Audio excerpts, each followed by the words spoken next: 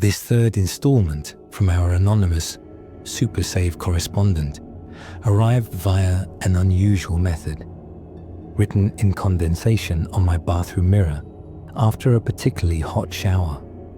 When I attempted to photograph it, my phone crashed and rebooted to factory settings. I've transcribed it exactly as it appeared, though some portions were already fading when I discovered it. County records still show no official night staff employed at the Route 16 SuperSave location. After inquiring in person about Marcus, a day manager named Sheila became visibly agitated and insisted I sign up for a customer loyalty card before escorting me from the premises. The card later disappeared from my wallet, replaced by a silver coin I cannot identify. I didn't sleep well after my Thursday shift. The Countess's coin seemed to generate its own heat from my sock drawer, and I swear I heard whispering coming from that corner of my bedroom. Voices discussing interest rates and compound returns in archaic dialects.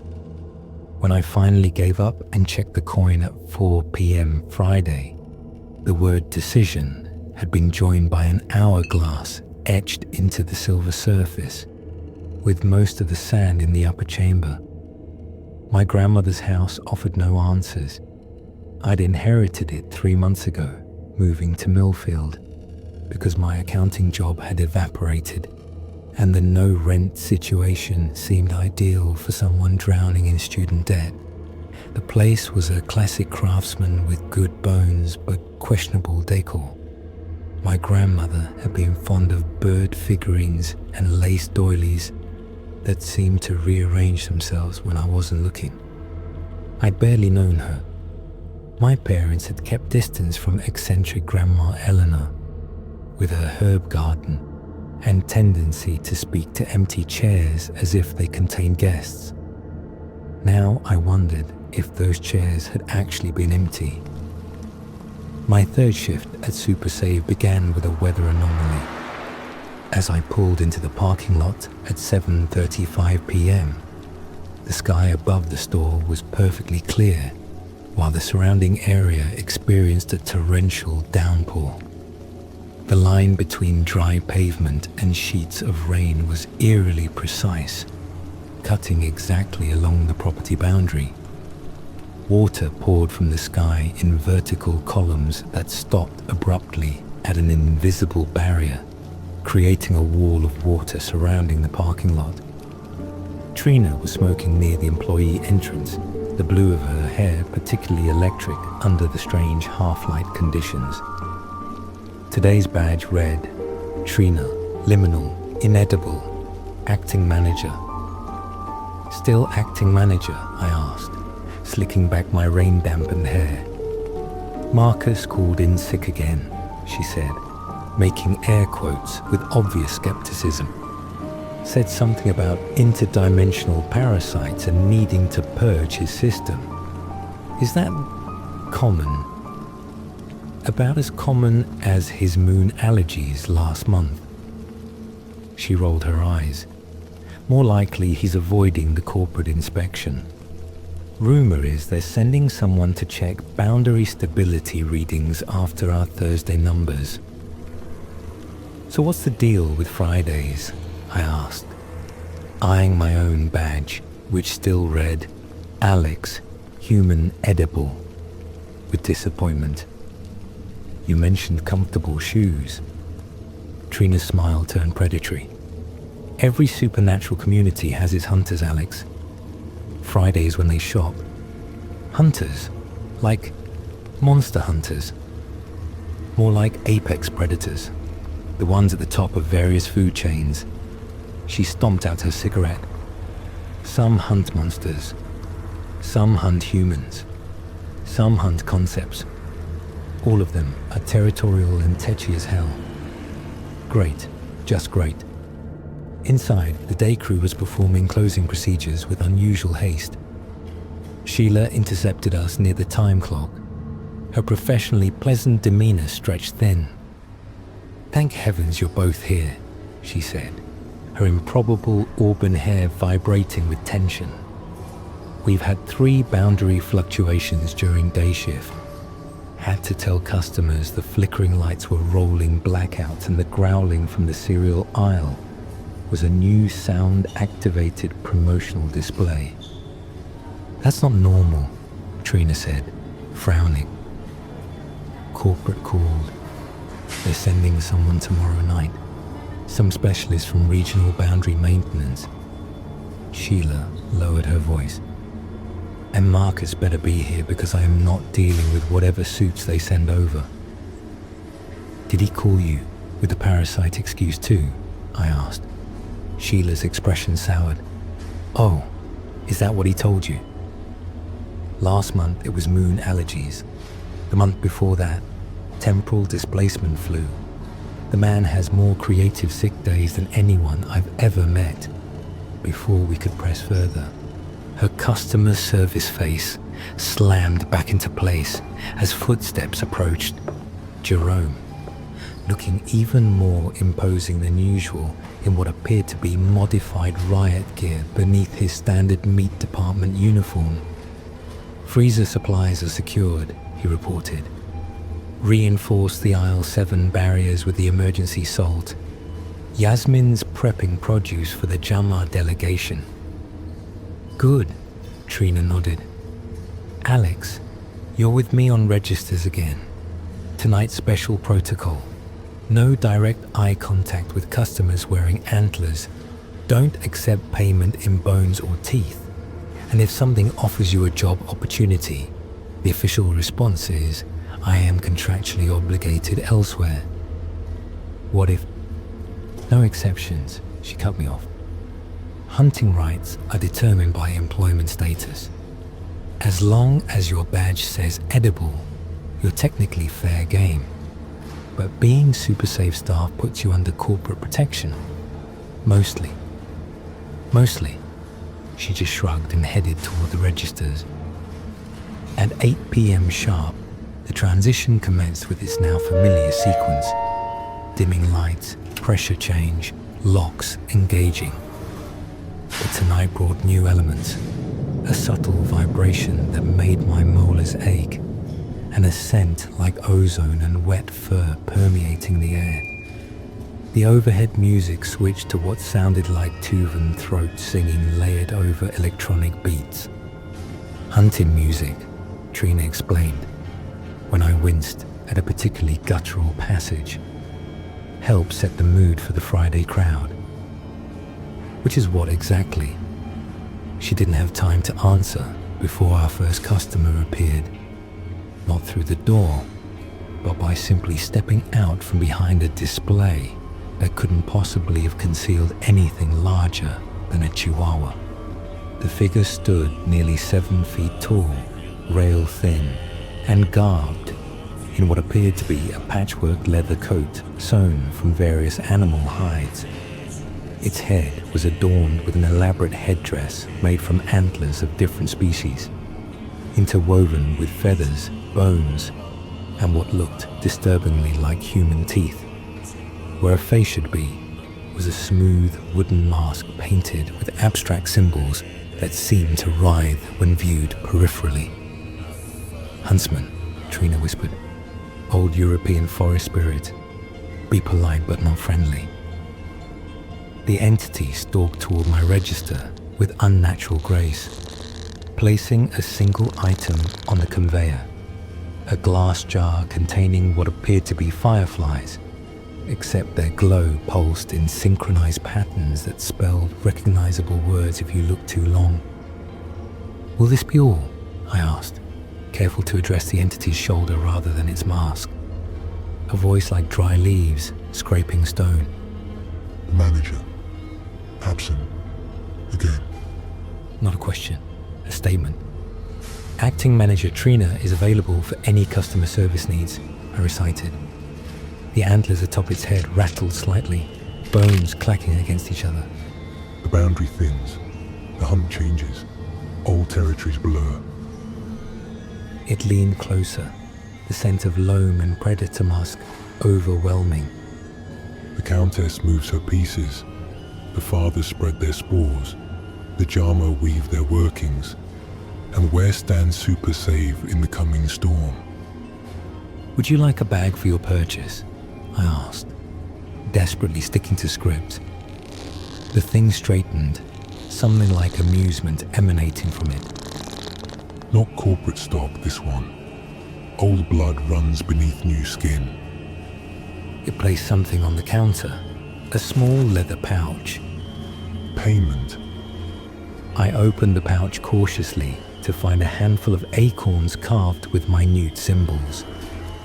The register accepted them as valid currency, printing a receipt that consisted entirely of forest imagery rather than text. The Huntsman took its jar and receipt, then spoke again. When the boundary falls, remember the old ways of iron and salt, child of Eleanor. My breath caught. How do you know my grandmother's name? But the entity was already striding away, its form growing increasingly transparent until it simply ceased to be visible between one step and the next. What the hell was that? I hissed to Trina. That, she replied grimly, was diplomatic reconnaissance. The Huntsman doesn't usually speak to cashiers. She studied me with new intensity. What did you say your grandmother's name was? Before I could respond, the automatic door slid open to admit a wave of Friday night customers, saving me from a conversation I wasn't prepared to have. The next 3 hours were a crash course in supernatural politics disguised as retail transactions. Unlike the Wednesday and Thursday crowds, Friday's shoppers were predominantly predatory in nature, entities that existed at the top of various mystical food chains and made sure everyone knew it. A trio of elegantly dressed women purchased assorted herbs and a single gallon of milk, paying imperfect pearls that screamed faintly when scanned. Their eyes had no pupils, only clock faces where irises should be, the hands spinning at different speeds. The timekeepers, Trina explained later. They hunt wasted moments and lost opportunities. Distant cousins to the Countess's faction, but considerably less political.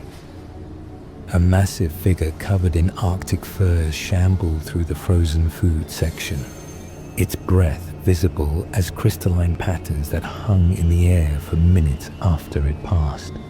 It purchased nothing but stood in the ice cream aisle absorbing the cold, leaving behind perfect ice sculptures of extinct species. The Northman, Jerome identified it during his break, ancient entity from when glaciers covered more of the world. It feeds on cold itself and hibernates during summer months.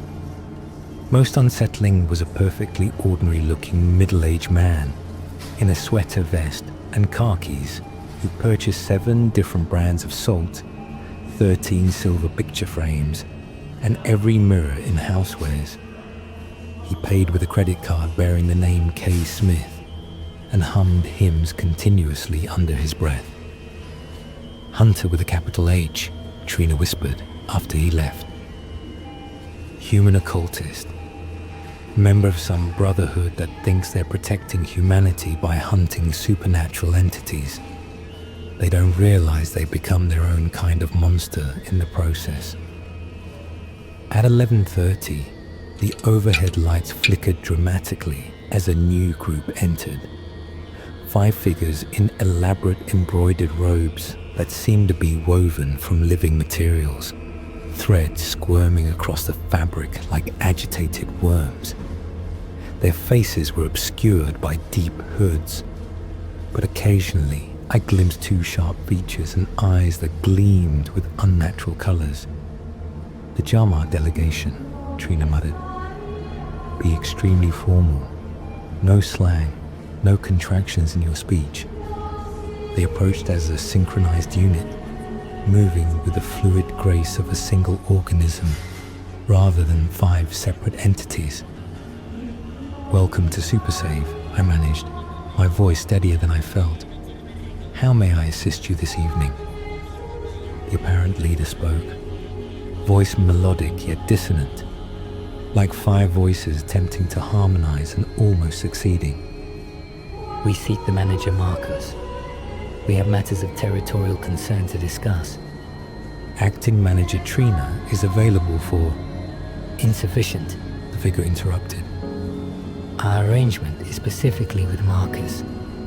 The boundary instability affects our hunting grounds in the Deep Hollow." Trina quickly intervened, stepping forward with formal precision. "Honored Jama, I speak with Marcus's full authority tonight. The boundary situation is being addressed. Corporate sends a specialist tomorrow." The 5 hoods turned in perfect unison to regard her. "The specialist comes too late.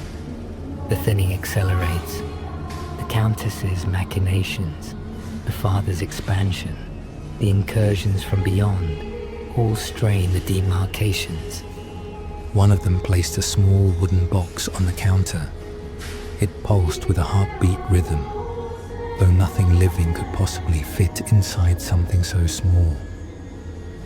"Our tribute, as agreed, but we require assurance that our territories will be respected when the barriers shift." Trina accepted the box carefully. "I will personally ensure your concerns reach both Marcus and corporate." The leader seemed to consider this, then nodded slightly. "We shall postpone our grievances until the specialist arrives. But know this, should the boundary fall, old pacts will be considered void. The hunt will expand. None will be exempt." With that ominous declaration, they processed to the produce section where Yasmin was waiting, with what appeared to be glowing fruits arranged in precise geometric patterns. "What was that about?" I asked when they were out of earshot. "Politics," Trina sighed. "The supernatural equivalent of a homeowners association dispute, but with existential consequences." "And who exactly are the Jama?" "Practitioners of living magic, manipulating biological processes, life forces, growth and decay. Some humans call similar traditions witchcraft or shamanism, but the Jama predate human civilization. They're one of the 5 major factions in the local supernatural ecosystem." 5 factions? Trina nodded, scanning the store to ensure all customers were being attended to before leaning closer. "The political landscape around the boundary has 5 major players. The Countess's court handles matters of time, memory, and bargains. The Mold Fathers manage decay and renewal. The Jama govern living magic and biological manipulation. The children, who are not children, control dream logic and conceptual spaces. And the hunters maintain the natural order through culling and conservation." "And where does SuperSave fit in all this?" "Neutral territory. Switzerland with slushies and 2-for-1 specials." She smiled grimly. "At least that's the theory. In practice, we're the buffer zone where they conduct commerce and diplomacy without open warfare." The conversation paused as a jittery, too-thin man in rumpled clothes approached my register. Unlike the other customers, he appeared fully human, just sleep-deprived and over-caffeinated. 4 Red Bulls, 3 5-hour energy shots, and the strongest coffee you've got, he rattled off, fidgeting constantly. I scanned his items. "Long night ahead. Every night's a long night when you can't sleep," he replied with manic cheerfulness. Day 347 without sleep. I think I'm starting to see the edges where reality frays, you know. The little threads coming loose at the seams, especially here. This place is like a cosmic snag in the universal sweater. Trina shot me a warning look, mouthing "local insomniac" silently.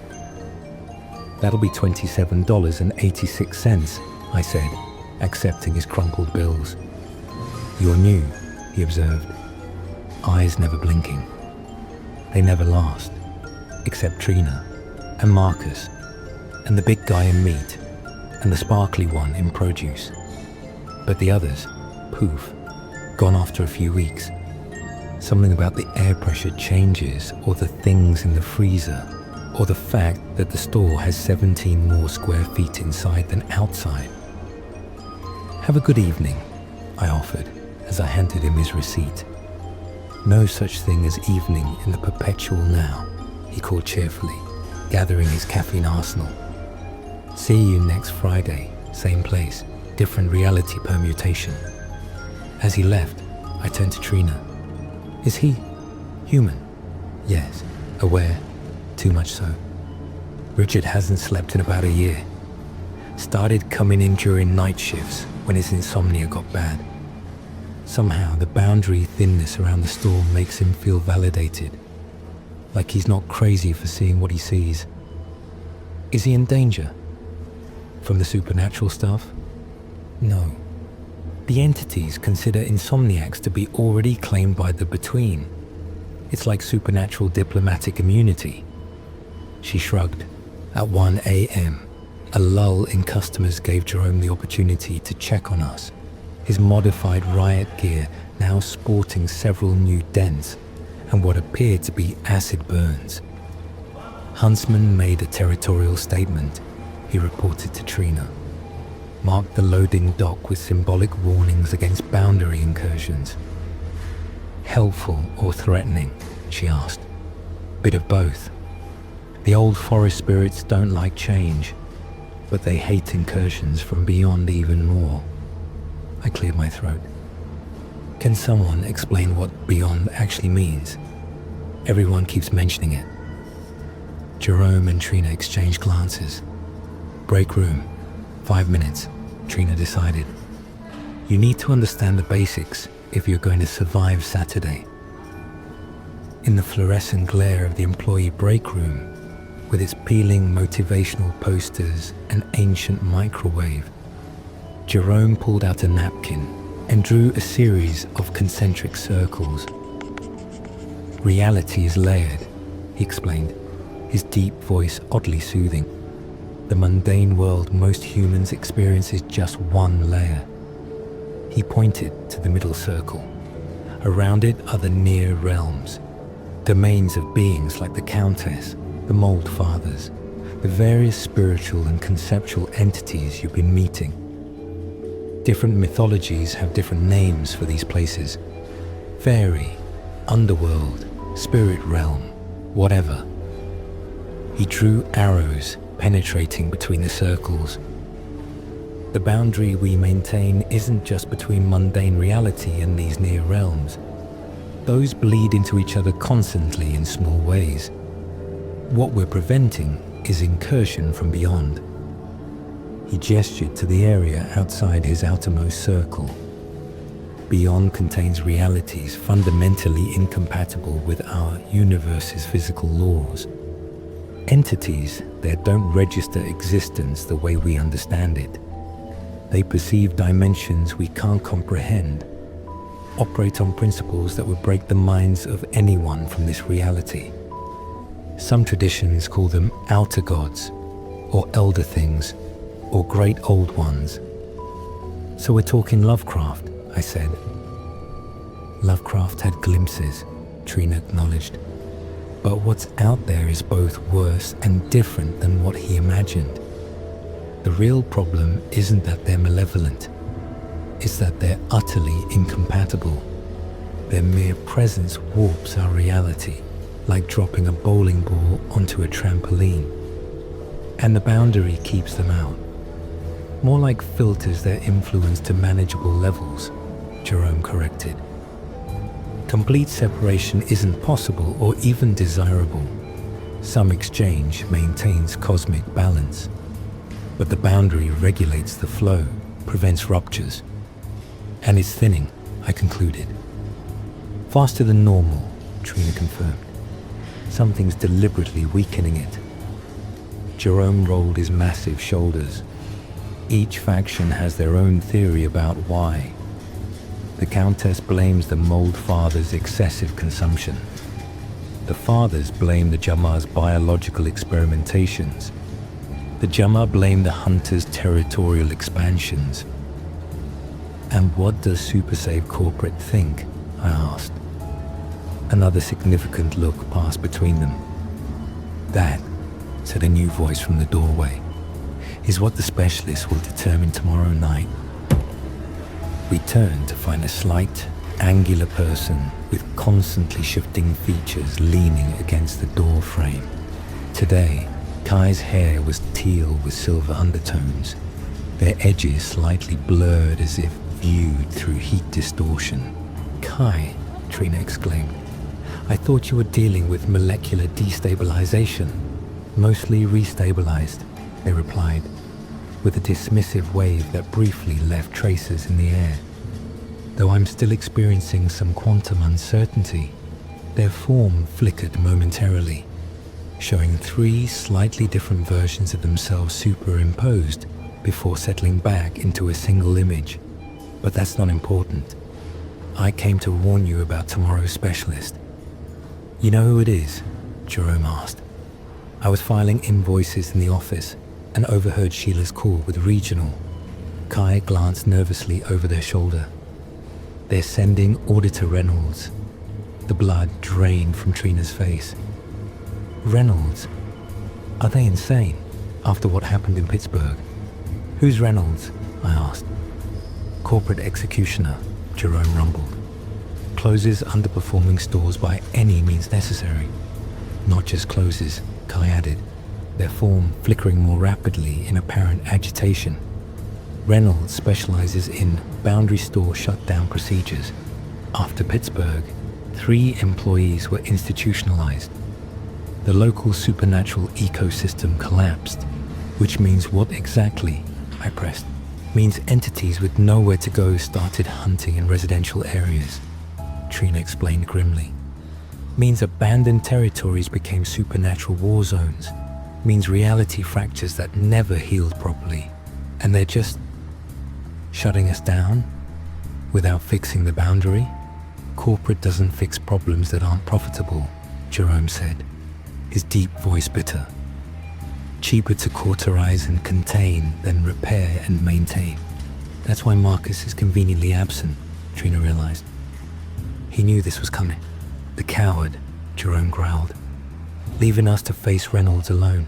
Kai's form flickered violently, momentarily disappearing entirely before reappearing. "That's not all. I found something in the inventory records. Last 6 months, Marcus has been stockpiling boundary reinforcement materials but not deploying them. And he's been bleeding power from the containment grid to something in his office, something locked in a safe.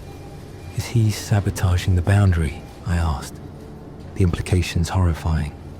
"Or preparing some kind of backup plan," Trina suggested. "Marcus is many things, but he wouldn't deliberately endanger the store." A bell chimed from the store floor, signaling customer arrival. "Back to work," Trina ordered. "We'll deal with Marcus and Reynolds tomorrow. For now, let's just survive Friday night." The remainder of the shift brought more hunter types.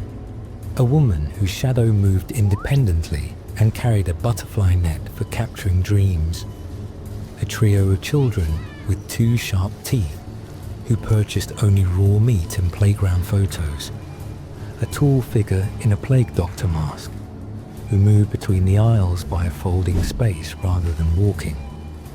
Each transaction reinforced what Jerome and Trina had explained. The supernatural ecosystem was complex, political, and currently very unstable.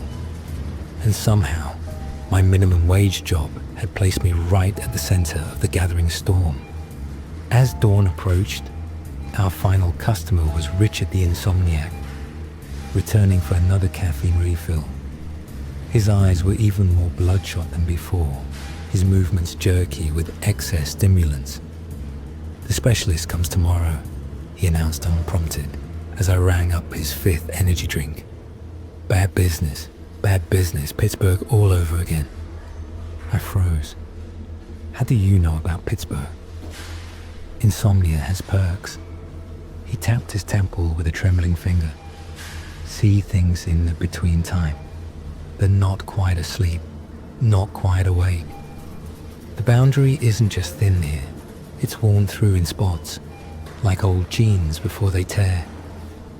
He leaned closer, coffee breath washing over me. Check your grandmother's attic. Eleanor knew. Eleanor prepared. Then he was gone, shuffling toward the exit, while muttering calculations under his breath. The morning transition was uneventful, the store reverting to its mundane appearance as the day crew arrived. Sheila seemed surprised to see us all intact. "Friday night went smoothly?" she asked, clearly expecting otherwise. "Define smoothly," Trina replied. "No casualties, if that's what you mean. But we know about Reynolds." Sheila's professional mask slipped. "Then you understand the situation. Tomorrow night will determine if this store has a future." She lowered her voice. "Between us. Update your resume." In the parking lot, morning sunlight revealing an ordinary discount supermarket with no hint of its nocturnal nature. Trina caught my arm before I could reach my car. "Tomorrow night," she said. "Saturday. Be prepared for anything. Corporate visits mean protocol suspensions and baseline reality reinforcement. What does that mean for us? It means the entities will be agitated. It means boundary fluctuations might not be contained properly. It means..." She hesitated. "It means your grandmother's name came up twice in one day from entities that don't typically care about humans." She studied my face. "That's not coincidence. The Huntsman knew her name," I admitted. "And Richard mentioned her too." "Eleanor," Trina said thoughtfully. "I've heard that name before in old store records." She tapped my name badge. "Still edible, I see. You might want to reconsider coming in tomorrow. And miss meeting the corporate executioner. Not a chance." A smile quirked the corner of her mouth. "Your survival instincts are seriously questionable. But if you're determined to be here, check your grandmother's house thoroughly. Anyone the Huntsman acknowledges by name probably left some form of protection for their kin." As I drove home through the morning traffic, I thought about boundaries, between realities, between life and death, between what I thought I knew about my grandmother and what apparently everyone else knew. The coin in my sock drawer seemed to radiate smugness, like it had been waiting for me to catch up to a cosmic joke at my expense. My grandmother's house greeted me with unusual stillness. Dust motes suspended in the air as if time had temporarily paused. I climbed to the attic Richard had mentioned, finding a space I'd only cursorily examined when moving in. There, behind a false panel I hadn't noticed before, was a trunk bearing my name. Inside, a journal written in my grandmother's spidery handwriting, a silver pendant identical to the one worn by the JAMA delegation, and an employee badge from SuperSave Market dated 1972. It read, "Eleanor Liminal, Inedible, Boundary Keeper." Unfortunately, this is where the mirror text became illegible. Several words appeared to describe what was found in the grandmother's journal, but they evaporated before I could transcribe them. A final paragraph was barely readable, mentioning something about Kai's quantum state deteriorating and Marcus's true location. I'll share more if our mysterious correspondent continues their account. For now, I'm left wondering why my new silver coin feels warm to the touch, and why I suddenly find myself driving past SuperSave each night around closing time.